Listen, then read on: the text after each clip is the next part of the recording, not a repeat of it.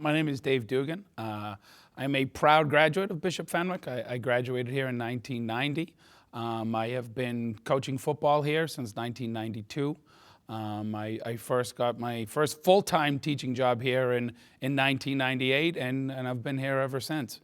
I wear a few hats here at Bishop Fenwick. You know, I'm the newly appointed Dean of Student Life, a title that I'm just kind of finding my way through this year as we try to work our way through a pandemic. My brother's graduated from here.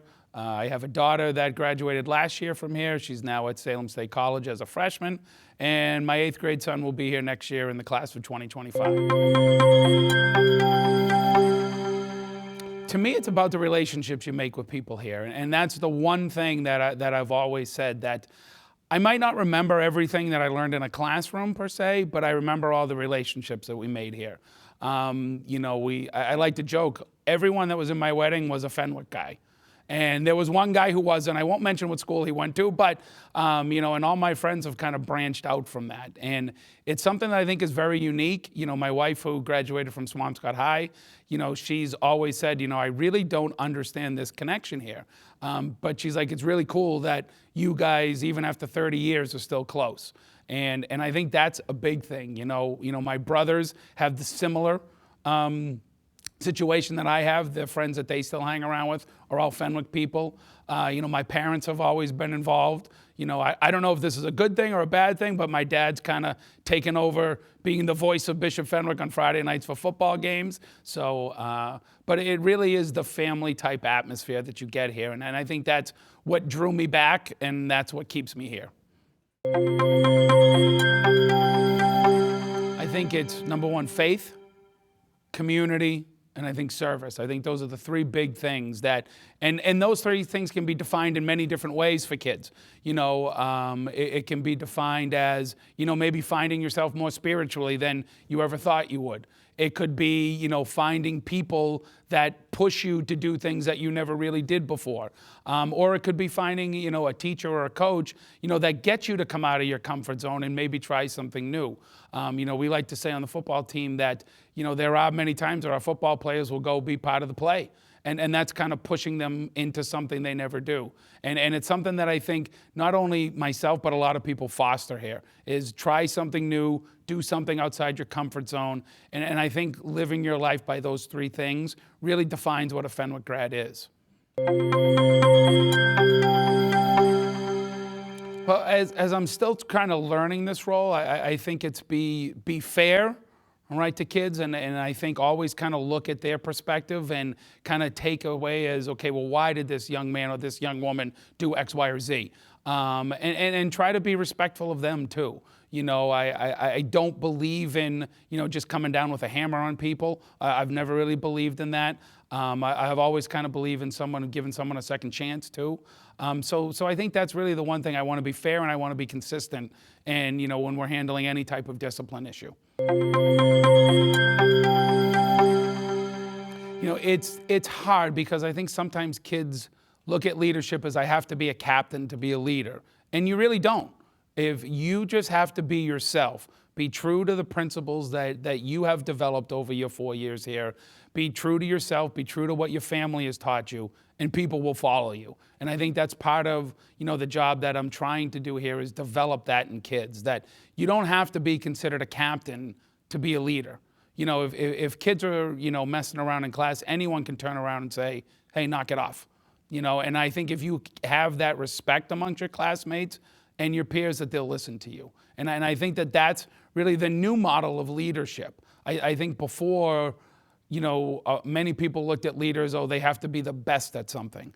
And I think if you talk to Coach Woods and I, some of our best captains haven't even been kids that maybe played a lot, but they just set a standard for themselves and for the team that everyone kind of rose up and met. I think we have extremely well-rounded young men and women that are here. I think we have, you know, well-rounded young men and women that come here.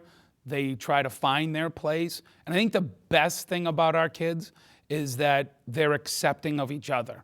You know, they accept what each other does. Like, I've, you know, in the last 10 years, you don't really find kids making fun of each other because someone does this or someone does that. They're like, oh, that's cool. And I think that that's a big part of our students, that they, and I think that comes from their own families and their own backgrounds, that they come here looking to be accepting of others and looking to do what they want to do and know that they're not going to be judged by it. And I think that's the best thing about our students, that they don't judge each other because of you do this or you do that. It's like, oh, I play football. Oh, that's great. Or I'm in the play. Oh, that's awesome. Like, those are the things that I think develops a really good school community.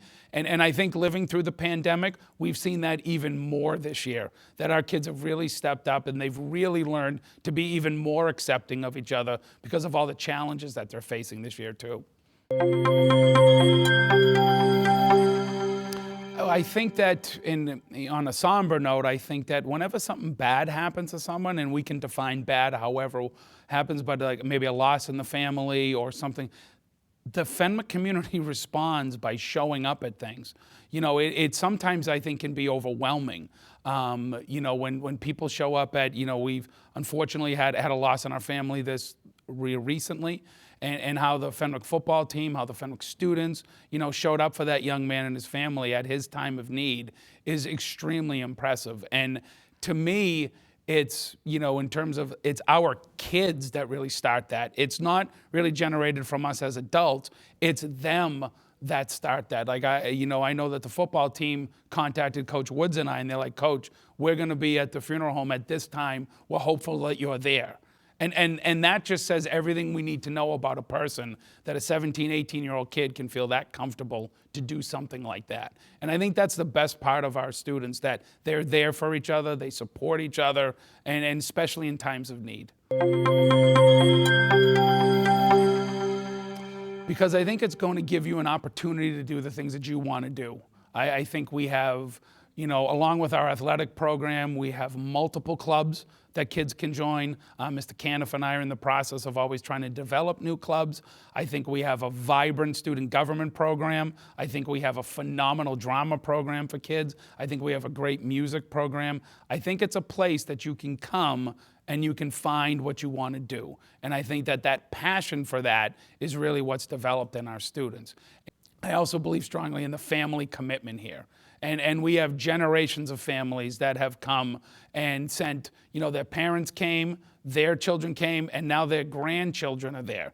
I remember, when my dad would wait for my daughter to pick her up, and he would just sit there with a big smile on his face and watch his granddaughter come out of school. That meant a lot to him. And we have hundreds of people like that. And I think it's that family bond, it's that family community, and I think it's being part of something bigger than yourself. And I think that's really what defines Fenwick for me.